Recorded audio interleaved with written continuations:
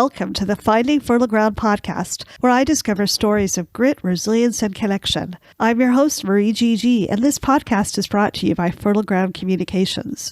We help organizations and people discover what makes them special and help them share that with the world. Look us up on fertilegroundcommunications.com. If you enjoy this podcast, please give us a rating and subscribe to hear our next episode. Today is the second episode of my 4 Badass Black Women series. My guest today is writer and performer Jules Pedersen. Jules came out to her mom when she was 30 years old because she felt like something in her life wasn't quite right. She met and married her soulmate Amy, and now she feels like she is complete.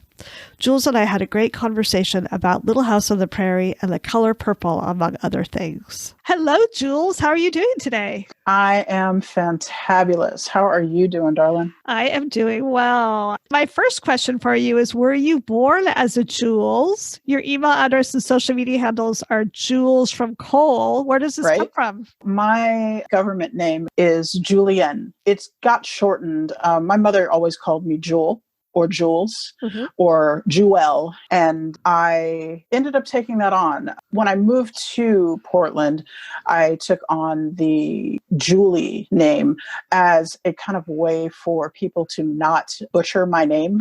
So when I started writing and doing performances and things like that, I ended up just kind of evolving into Jules. And Jules has just stuck for me. So it works. Yeah. I like it a lot. I like it a lot too. Yeah. And it's spelled differently than Jules usually is because you're a Jewel, right? Yep.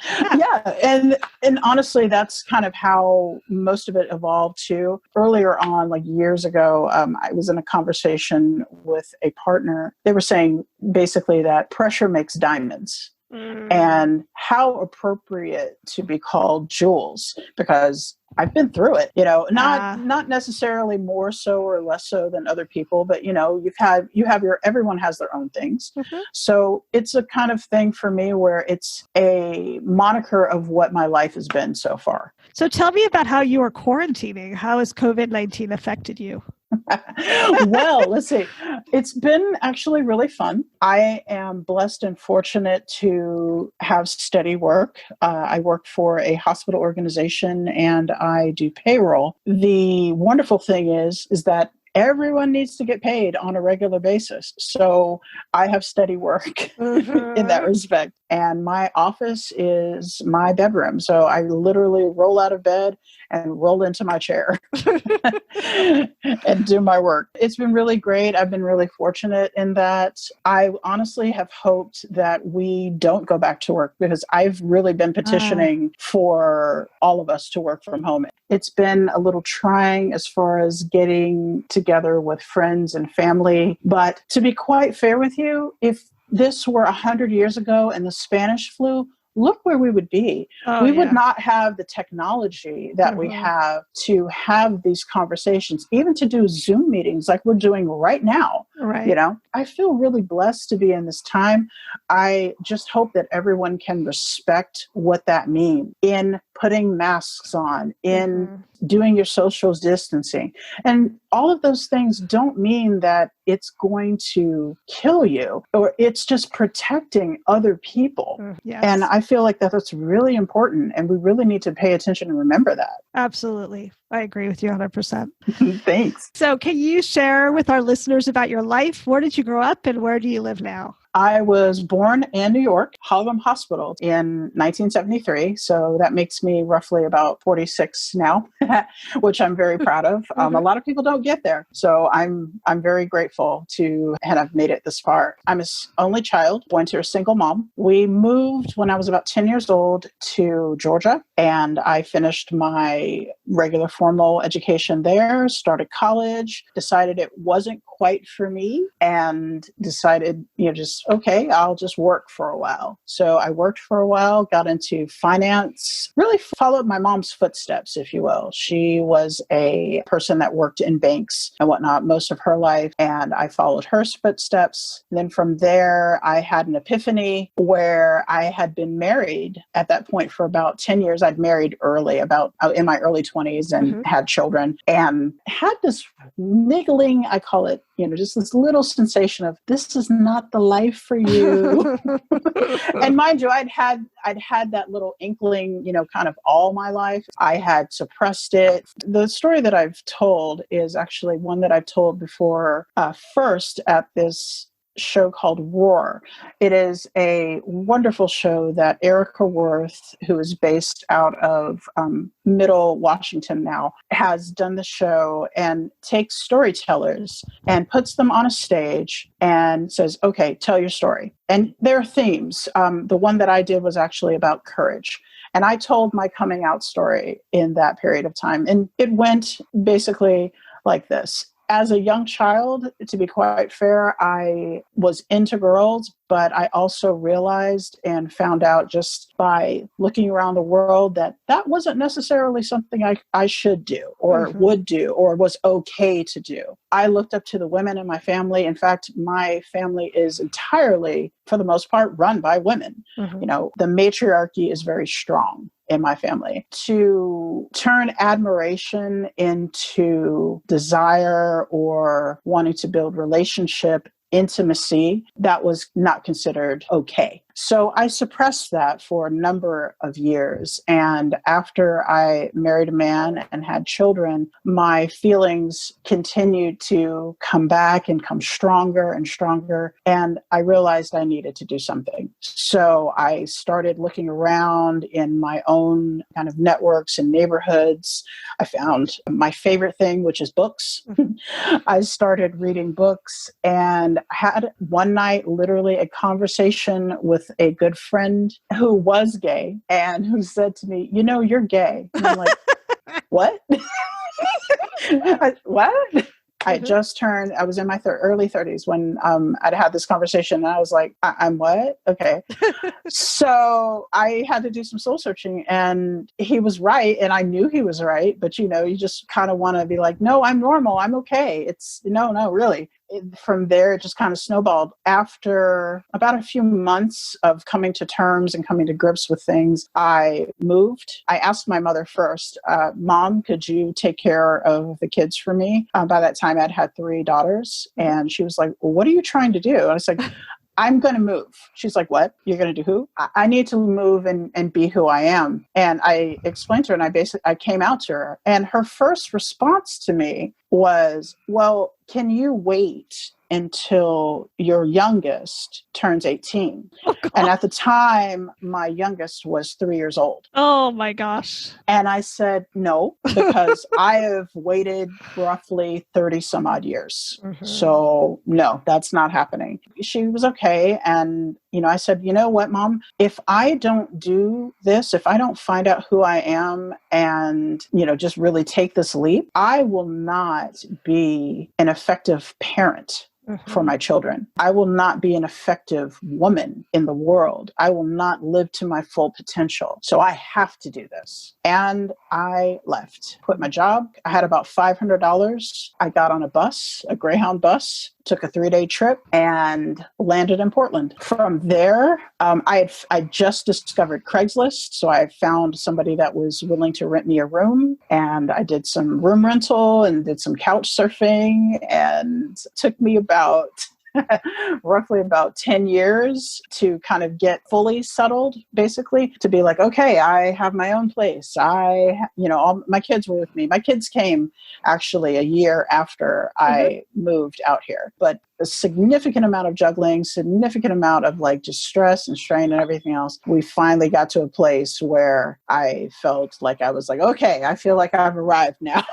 I can unpack it all, and I'm here. I'm here to stay. Because there were some years and some times where I was like, maybe I should go back. And I was like, no, this is what you're supposed to be doing. It's fine. You'll be okay. It must have been such a shock to go from Georgia to Portland. Very much so. I'll be honest with you. The first shock that I had was not all the white people.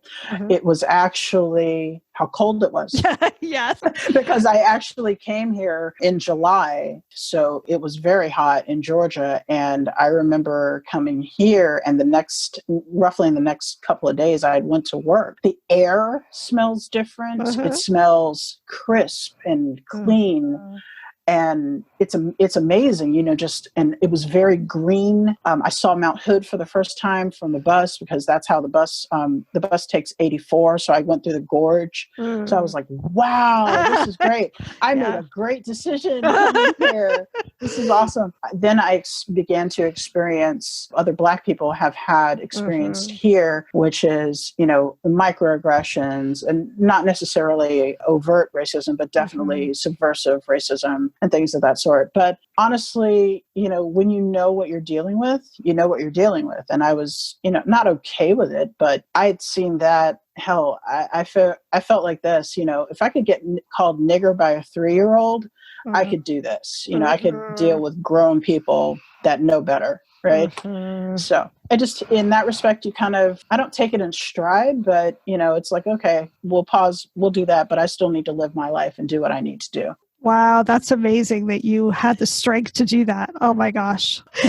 So looking back to your childhood, do you remember, Sure. I'm sure you must, the first time you experienced racism, and what did your mom teach you about racism and race just in general? Well, there was never really a lot of direct conversation about this person or avoid this or don't do that kind of thing. It was very subconscious. There were a lot of subconscious teachings, a lot of information that was actually kind of, on below the surface, if you will. My mother had a friend that was Jewish, and they were very, close and everything. So I didn't have really a lot of framework from my mother. In the larger scope of things, I started school in a all-Black school. Over the years, I switched schools a lot because that's just what we ended up doing. Over time, it wasn't really racism as it was more colorism I experienced. Because being a child that was from New York and then moved to Georgia, I spoke completely differently. And my family has, I'll say, a long-standing tradition of education, or having been educators and things like that. My grandmother was, before she became a housewife and started taking care of children, she was a teacher. And with that, she impressed upon all of us, her children and then her children's children, the importance of speaking properly. And that, in a way, is a note to kind of racism, to basically fit in, right? So things like, what they call AAVE or Ebonics was not allowed in my home. So when we moved to Georgia and, as naturally as a child, you want to assimilate and, try to fit in with your peers, I started coming home and speaking like my friends, my peers. I was beaten for that. I was spanked for that, because it was not allowed. You don't talk like that. You don't talk like those people. So there was a lot that needed to be unpacked for me in that respect, just initially. And then as I got older, when I started high school, I ended up going to a private high school, a boarding school, in fact, in North Georgia, where you could literally count the number of people of color on one hand. The adages, that's where I was actually called nigger by a 3-year-old. And I remember going to a banquet, and of course, like anyone else, I was taught how to use proper utensils and things of that sort. And I had an older woman come to me and say, "Oh, you use those utensils so well, and you speak so well," just all the things that you're hearing now, just kind of adages and sayings that people have come up with and said over the years. It's like, yeah, that's a thing. It's like, yeah, those happened to me at like 16. And it's there, but you just, again, it's like, okay, I see you over there, but I need to keep it moving over here. You just end up moving on through it. So that's what I've pretty much done all of this time. It kind of makes me, I feel like I'm a little bit more resilient because of it, but I also feel like it tends to be problematic because sometimes when I need to actually say something about it, I don't, because I'm just like, yeah, that's not going to bother me. So I'm just going to move on from that. But later on, as I went to school, I went back to college and got my degree in social work in 2013. I learned more about how to address situations like that in a way that actually gave me peace. Because I realized from the time I was 16 on out that I didn't have a lot of peace around it. And so now I am able to say more words around, let's unpack that. Let's talk about what you're saying right now, as opposed to you piece of, that kind of thing. And that must have been another shock to go from Harlem to Georgia at 10. For sure. That was definitely fun. Having peers in one place, and that was also a very trying time because my mother at that time was going through breast cancer and chemotherapy. As an only child, I was kind of her only person to, share that information with. Our family was not in New York. They had all moved to Georgia. I was looking around and I'm trying to do my schoolwork and my mother's going through chemotherapy. And I'm like, oh, okay, this is great. So a lot of it was, just really being supportive and a listening ear while she's going through what she was going through. But with kids, though, kids are kids. And it's interesting, too, because my family went back to New York last fall for just to visit. My oldest daughter lives there now. And we went to see her, and I took my family all around to all the places that I lived as a child. And the neighborhood is still somewhat the same, but also very interesting, too. It's become not only an African-American population, but more so an African population with a very large Muslim influence. So it's really interesting to see how the neighborhood has changed in that time frame. And mind you, over 30 years. It's been roughly 30 years since I had been back. So it was really nice to see. Wow, that's just a lot for a 10-year-old to bear. I just think of your 10-year-old self in Georgia with your mom going through breast cancer and then getting used to this new environment. And holy hell. It was a lot, but that's the narrative, right? Everybody has their own different narratives. I feel fortunate in that respect that my narrative didn't include drug and alcohol abuse or usage, right? It included homelessness. There was a lot of couch surfing that happened because, if my mother wasn't working, we barely had places to live, but there were a lot of good people that allowed us to sleep on their couch or, sleep in their house or what have you. So with that, even as a 10-year-old, 11-year-old, for me, I just learned to deal and you just learn the resilience of it. And it also allows you to be very introspective and to make choices, or try to make choices, I should say, that don't necessarily reflect the background. However, even if you do fall into those situations, because I had as an adult where I was, homeless for a while, it's like, what to do. It's like, how to actually work in that environment. So let's talk about your career. You got your degree in social work, and what do you want to do with the rest of your life? Such a huge question. My degree in social work actually is nice in that I use the training a lot, but I don't get paid for it, to be quite fair. What that means is my first job, fresh out of school, was in a housing department of a nonprofit. That was great. However, I did recognize at the time that I don't really have the skills for case management. I have really good handholding experience. I'm very engaged with people directly, and I love that work, but it was the note-taking and documentation and things of that sort that I really didn't do so well at. So I decided it wasn't quite for me. Also, I found that policy work was really more the place where I kind of wanted to be. And that requires a higher level of degree. So with that, I've kind of taken a step to say, yeah, I don't want another piece of paper.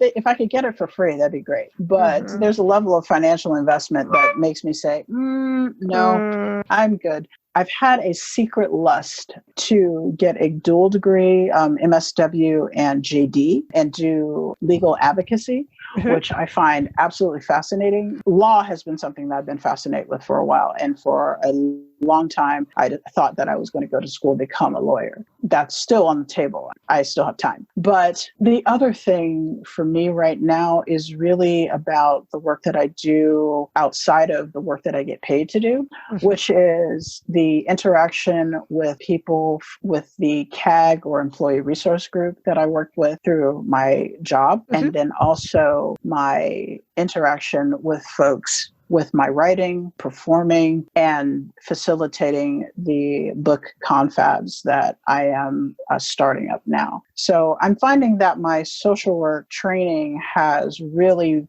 benefited me in that respect. It's really supported having these conversations, especially hard conversations around race, around identity, the intersection of race and sexuality and gender. So I'm finding that I'm actually using my degree in a way that I never thought I would, but it's working out quite well. I have a friend who's a realtor and she has an MSW. She's a social worker and she says she uses it all the time. You know, exactly. Dealing with couples who are having all sorts of issues, either trying to decide on what house to buy or getting divorced. And, it works to help. Yeah, it's a level of engagement that I didn't really expect. But at the same time, I have been very beneficial and helpful in raising my children and interacting with my family, recognizing patterns and trying to unpack that and really trying to repair a family legacy and move forward from that and basically deal with a lot of family trauma.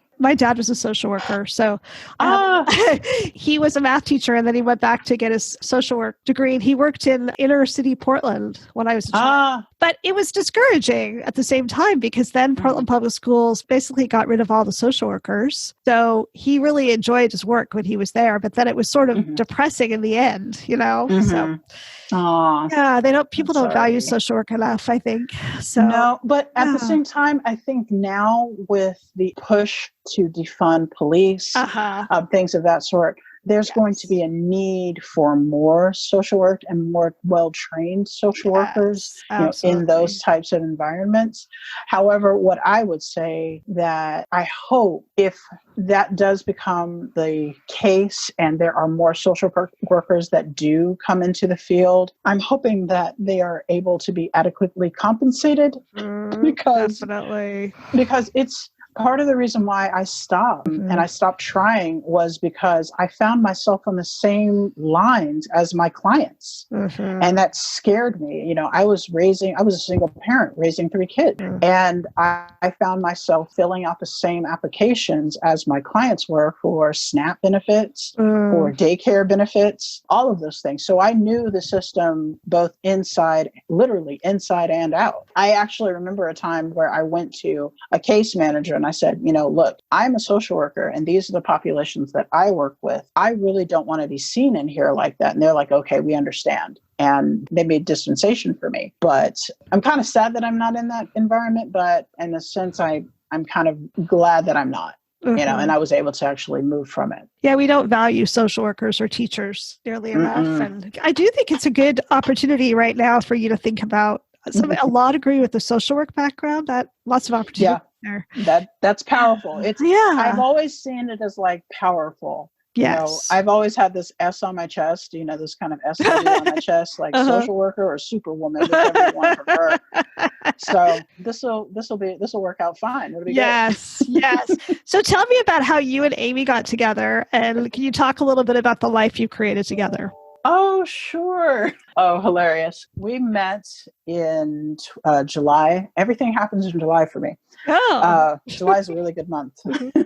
July of 2014, she and I were dating completely other people. We were in the same Facebook group, this group that was about Pacific Northwest lesbians. We were all talking back and forth and vibing and everything. And next thing you know, we plan this picnic and say, okay, well, let's all have this picnic. Okay, cool, let's go. So I'm going to the picnic. I'm having a good time and everything. And Amy actually was kind of off to the side and walked up after a while and introduced herself and was like, I know you. And I actually did know her. We had not met officially, but I had known her through a former partner or former person that she was dating. Mm-hmm. And I had since had broken up with. So she was there with someone else. And we got to, having a good conversation, exchanged numbers, and started, just having more conversation and more conversation. At one point, we just said, okay,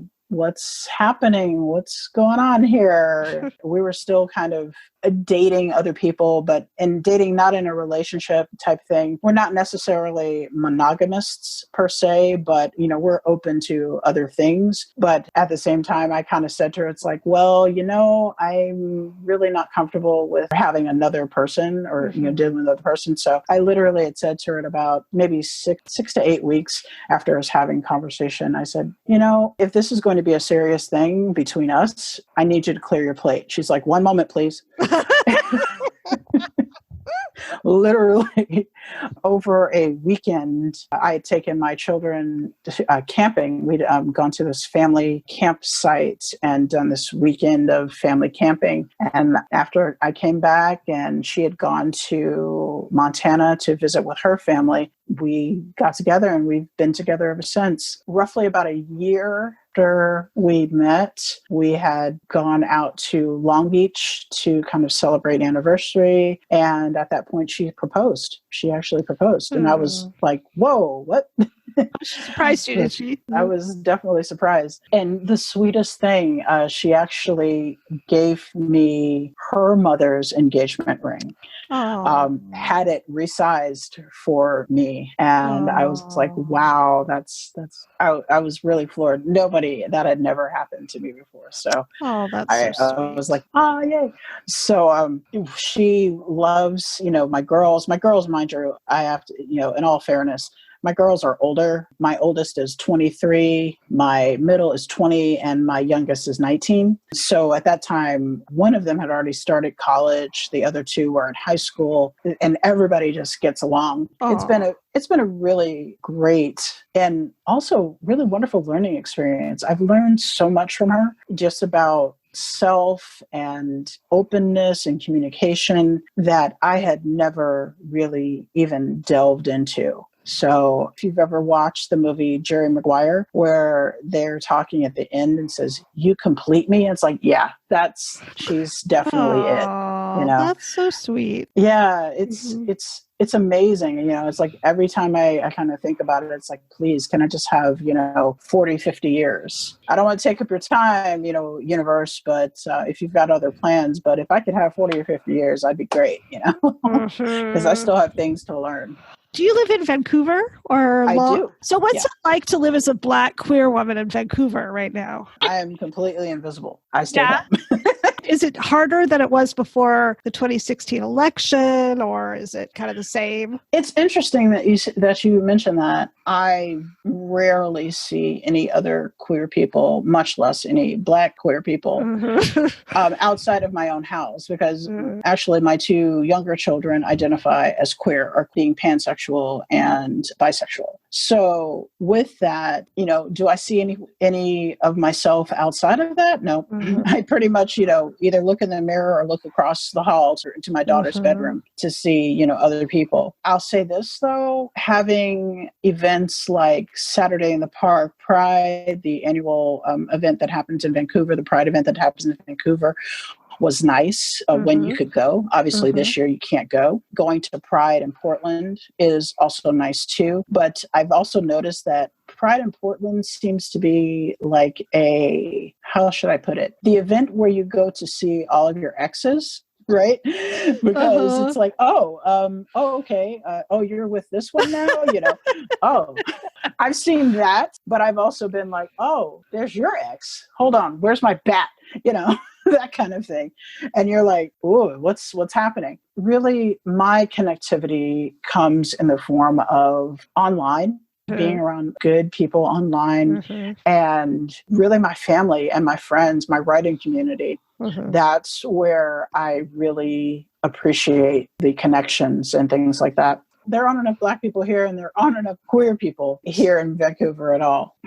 Yeah. I have another friend who's a Black person in Vancouver, and she really has felt that things are different now. They're worse than, in terms of, just more outright racism, as is happening everywhere, obviously. Noticed a real shift. So I was just wondering if you'd felt that way as well. I've always felt that I have to start with what I see. When I am looking at driving down the street, seeing American flag and or Trump signs, it always brings up a tinge of sadness for me, where it's like, I don't know if I can trust this person. But at the same time, I have to say too, my wife is white, right? And her father is white, and her father drives one of these pickup trucks. Right.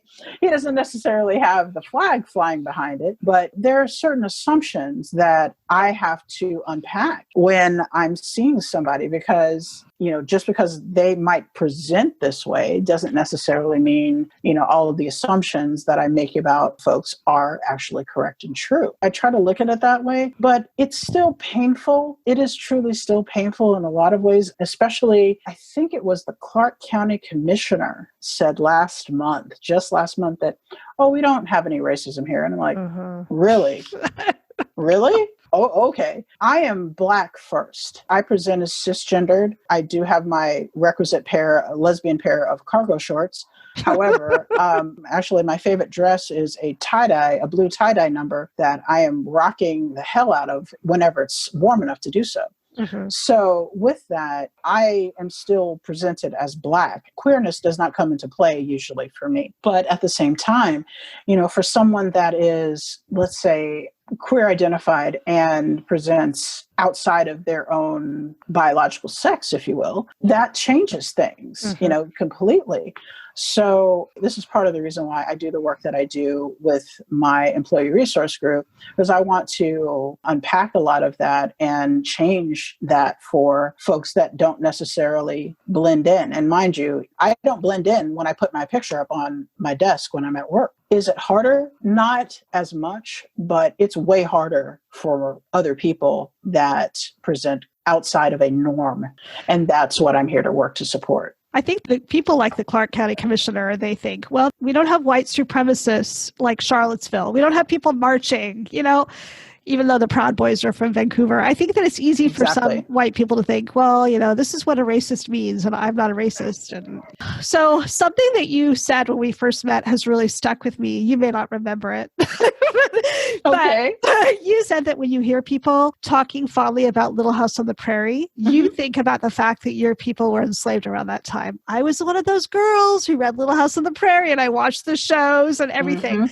So that one statement really helped me view everything differently. And I brought that up a number of times over the last year. So I don't know if you remember that, but I just, sounds like you. It does sound like me. And the thing is, I'll be honest with you, as a kid growing up, Little House on the Prairie, the books were absolutely everything to me. My mother was not necessarily happy with it, but she was happy with the fact that I was actually reading, and I was reading about history. I also, at the same time, while reading Little House, I also read stories like Harriet Tubman. I read Roll of Thunder, Hear My Cry. I read Maya Angelou. Right. And this is probably 8, 9, 10, 11 years old, and I was just absorbing everything. But it didn't come across to me until much later. And this is the disconnect that I feel we have as a nation in some ways, that Harriet Tubman's time was also Laura Ingalls' time. Right. Even when you watch Little House and you see the token Black character, yeah, that's after slavery. You try to make it right in your head, but it's just not right. And then on top of that, I actually went back in the last couple of years and I reread the books. And I was like, oh my God, what the hell? I was like, I needed my therapist. I so needed my therapist at the time. Oh my God, I need to unpack this because I can't believe what I just read. And I can't believe that, the kid in you just wants to, kind of absorb it on the surface. Mm-hmm. But, the adult now looks back at it and is like, okay, yeah, that was fucked up, straight up. Yeah. And, that was my question, which you answered yourself, was about whether you saw the world that way when you were a child. I feel like now, recently, I watched Silence of the Lambs. I've never seen Silence of the Lambs before, but a lot of people have told me, oh, it's a brilliant movie. So I'm watching it and I think to myself, like, this is incredibly transphobic, And back then, when it first came out, I don't think people were thinking, they didn't know about transphobia or The Crying Game. Remember? Right. I was like, yes. Oh my God. I think that it's what is really good about this time in our history is we are looking at everything that, everything that has been held up as great works of art and questioning them. That's what you did for me when you questioned that, because now I think that way about things. So I want to thank you for that. Getting to think differently, It's really important. Thank you. I tend to be, my wife says to me that I'm very insightful, that I'm very introspective and I look at things a lot and I examine internal things a lot. So that was one parallel that I was able to look at and say, oh, man, this is not good. And I still, to this day, though, it's like, the time frame, I still have like this, I can't say fondness for the time period, but just the innocence of her stories was one thing. But at the same time, knowing that now there was one part, and you may remember this, when they were traveling, they got sick. I believe it was scarlet fever or something like that they had. And they were in Indian territory, I believe, and a Black man came to treat them. And I could feel the shock and the curiosity that the children had, but also the mothers saying, no, don't interact with that person at all, And then later on, when they actually settled in Minnesota, when they settled there and they were building the town and everything, and how they were doing blackface. And I was like, really? What? Oh, yeah. And it was totally sanitized. Right. TV, right? Yeah. It was totally sanitized TV. So you're like, oh, great wholesomeness. And I'm like, now you look at it like, oh, that ain't wholesome. That wasn't wholesome at all, So I feel like we were all robbed, of the truth in a sense, at the same time, it's like, oh, damn. Okay. I can't look at that the same way, anymore. So I have to put that down. I've been wanting to kind of write my own stories around that. Yeah. But at the same time, I feel like so many stories around that time, they feel like they would be the stories of enslaved people. But I have found, strangely enough, there's an author by the name of Beverly Jenkins. She does, and I hate to say it, she does romance novels. She does romance novels, but historical romance novels. And these are all based just after emancipation. So it's basically, these are like people in San Francisco or outside of Michigan. The story in Michigan is called Indigo, and it takes place during the enslavement prior to the emancipation. So I think that's like 1850s or so, I believe that took place. Mm-hmm. And it's telling the story of this woman who had escaped, but her hands, she was a child when she was found and taken and whatnot, and her hands were dyed blue permanently because they had her working in indigo fields or working with this indigo dye. So her hands were this color. And she was very dark, and she was also running a station in the Underground Railroad as an adult. She was rescued by someone that, like an investigator or something like that, who had actually found her. She had been kidnapped and then ended up being taken back to her home of Detroit, where the rest of her family, her extended family was. So it's a good story. I highly recommend the author and her books. I've read actually a lot of her work. I was doing research because I was thinking I wanted to have some sort of romance bent to my storytelling. I found her style, not say repetitive, but I could see the theme and I could see, like the direction that each one of her stories took. So I was like, oh, okay.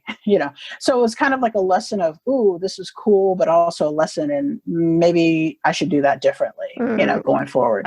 So I think romances have a real formula. Yeah, exactly. You probably were recognizing. Yeah, for sure. That's really interesting. Thank you for the recommendation. Tell listeners about the creative projects you have going on right now. In addition to my own storytelling work, I've been working on a couple of readings. I'm horrible at self-promotion. I suck at self-promotion. I do what I do because I love to do it. And I love talking in front of people. I don't know why I do it like that, but okay, I'll just go with it. I also do have one that I do know of and I will share. Is called the Masked Monologues. It is a writing group that I'm a part of. The leader of the group, her name is Beth Dunnington. She offered a workshop where we did generative writing, prompted, and created from this 5 to 6 minute monologue that we perform, and which has a theme of wearing a mask. So there are 16 of us, and I am obviously one of the people that's participating. We wear masks, we do our monologues, and it's been a very powerful, transformative performance, especially in the time of COVID. It's been really powerful to watch 15 other women go through this process of building a monologue, performing a monologue, telling stories, telling their own stories in such a way. Some of the women this is their first time talking about abuse and the mask that they wear around that. My own monologue has to do with the elder mask and the levels of silence that are experienced around authority. I can't say enough good things about Beth and the other women that I get to perform with. It's been a really wonderful, transformative experience and has caused me to do a lot of searching and growth.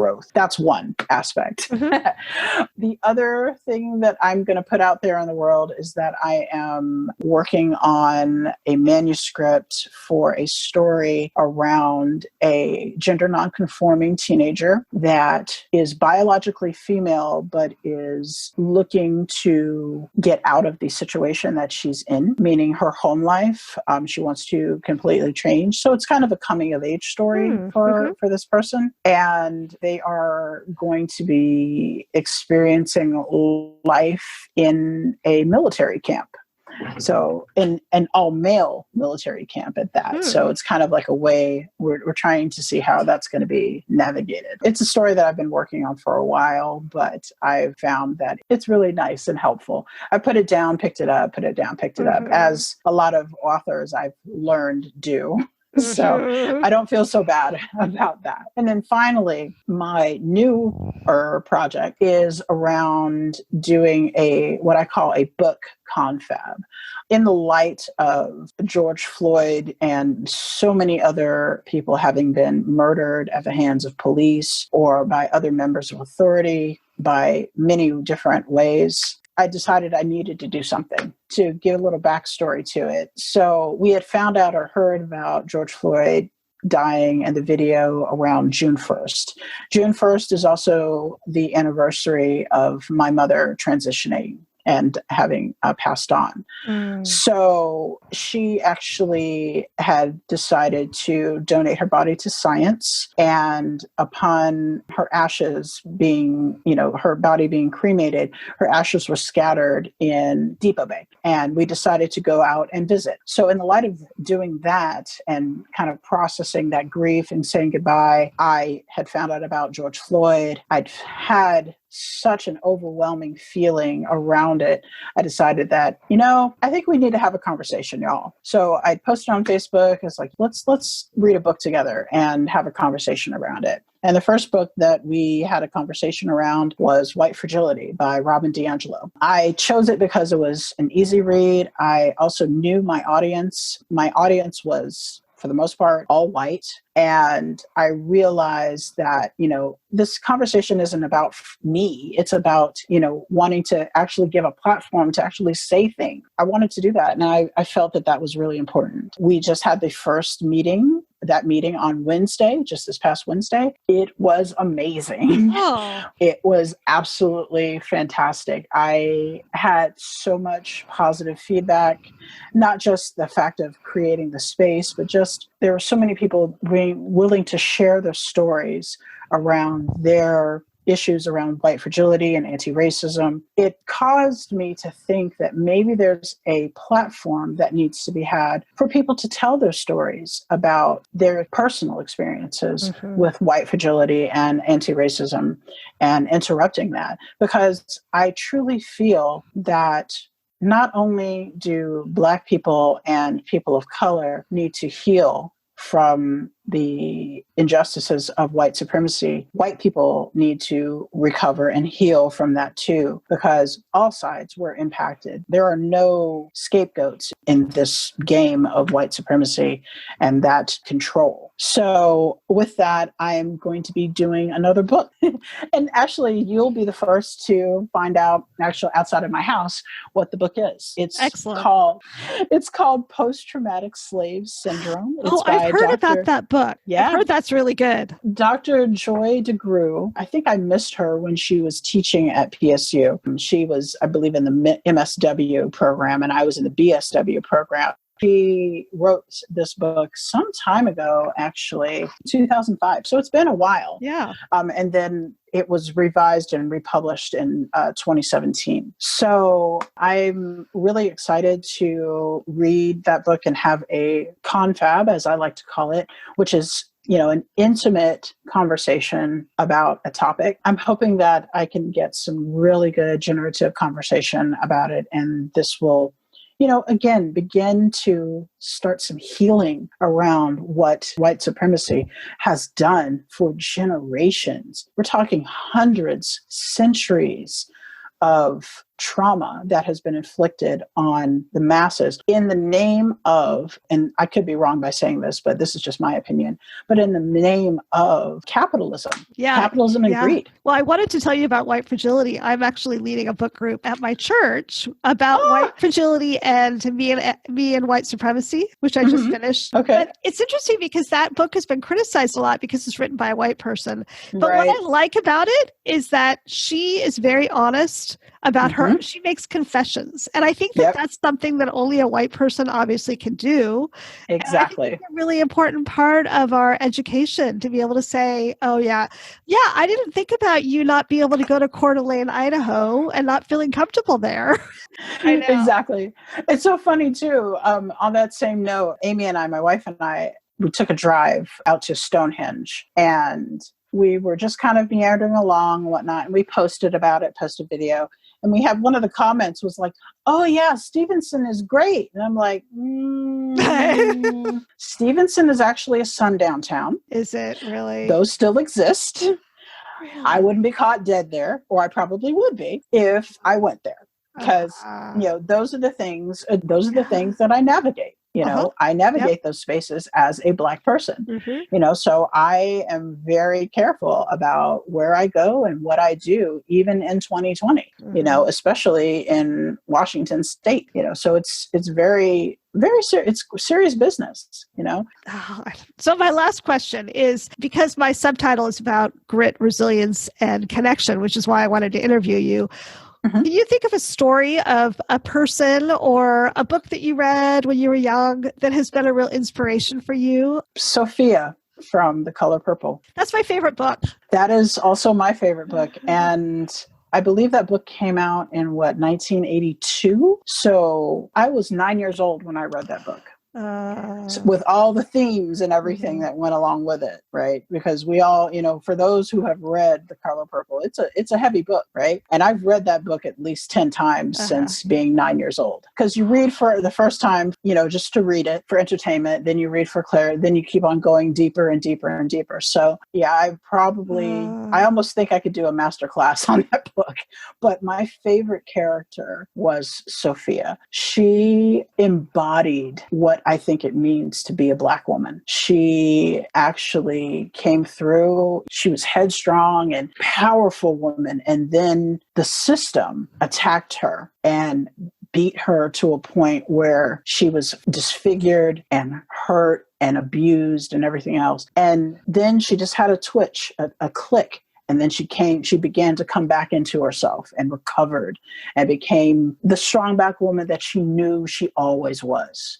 And I think that's a metaphor, and it's really embodies everything I think that Black women are. We have always been, I don't want to say strong or anything like that, because, those are attributes that are always given to Black women. But yeah, without a doubt, that's what happens. You stand up and you have to survive and you have to go through it, and you might get beaten down, but you get back up and you keep on stepping and you maintain and you survive and you live and you thrive. Oh, I love that. I love that. Yeah. I actually read The Color Purple in feminist theology when I was in college, and it totally cracked my world open, mostly because of the idea that God's not a man, not a white man, right? That was like, right. And I had a cat in college that I named Shug.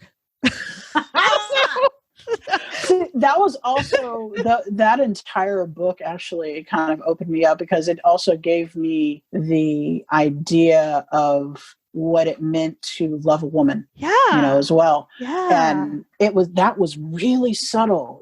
I loved the way that Alice Walker kind of put that in there subtly. It wasn't overt. It wasn't like, they were just throwing each other down or whatever. It was just the simplicity of connection and learning your body and loving yourself and moving past, and just whatever's going on in the world, you still get to love yourself. And that was the thing that I kept coming back to in The Color Purple. It was so beautiful. And then the fact that Shug was bisexual back then, that was not really... That was like, what? Yeah, I know. What? I know. Such amazing characters. It's been so great to talk to you, Jules. Thank you so much for taking the time. We'll talk to you soon. Thank you so much. Bye, Thank Jules. you so much. All right, bye. Thank you. Thank you for joining today and hearing Jules' story and her wisdom on Little House on the Prairie, subtle and not so subtle racism in the Northwest, and many other topics. Next week, my guest is Jackie Capers-Brown, my inspiration for this podcast. Jackie interviewed me for her podcast a few months ago, and we bonded over our shared love of resilient stories and the song Rise Up by Audra Day. Jackie has endured unimaginable grief in her life, but she is rising up and leveling up every day as a mom, award-winning business leader, author, motivational speaker, Level Up Your Life podcast host, and Level Up success coach. Thanks for listening to the Finding Fertile Ground podcast. Our music is by jazz pianist Jonathan Swanson. This podcast is brought to you by Fertile Ground Communications. Look us up on fertilegroundcommunications.com.